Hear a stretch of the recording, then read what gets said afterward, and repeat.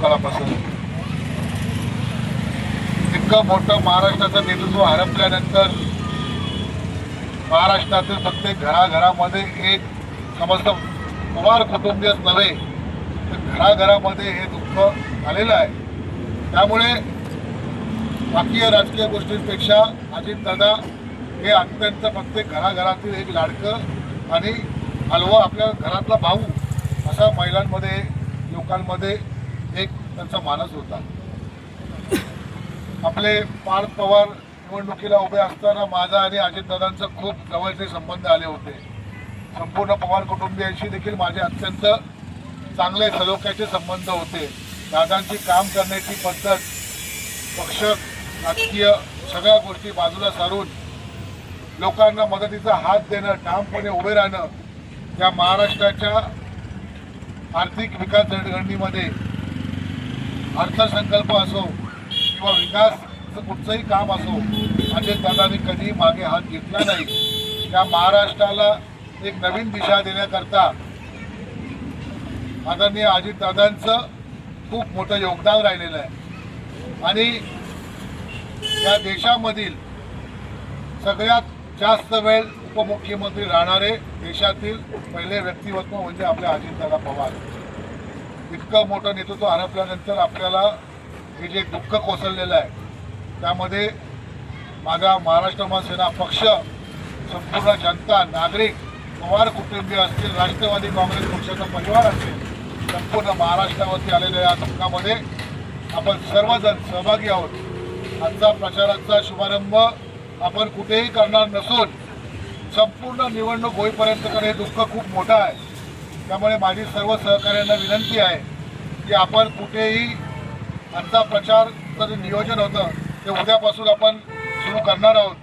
परंतु कुठेही प्रचारामध्ये कुठच्याही निवडणूक होईपर्यंत फटाके, घोषणाबाजी होता कामा नये. तर हे दुःख इतक्या लवकर आपण विसरू शकत नाही.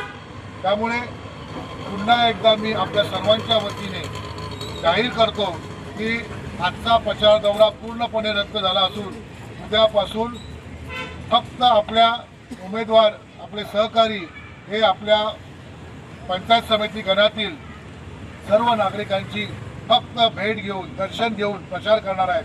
कुठेही प्रचारामध्ये फटाके, घोषणाबाजी, कारण हे दुःख इतकं सहज आपण विसरू शकत नाही.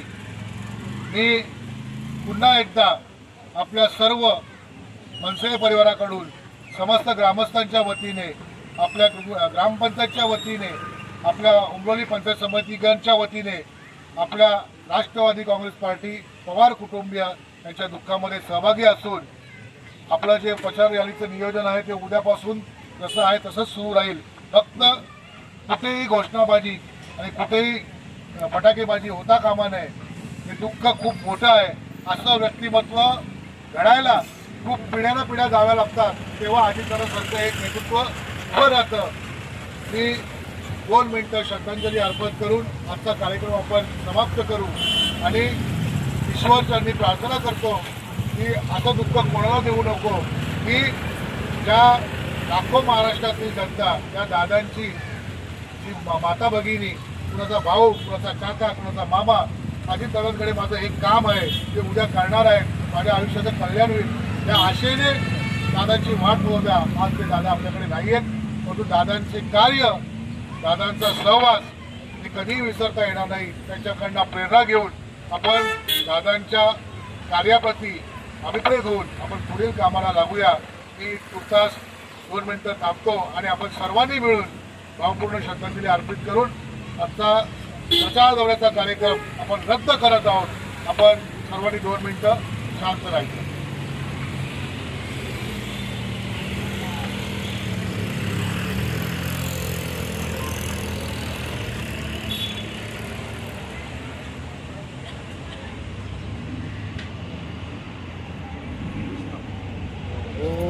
शांती शांती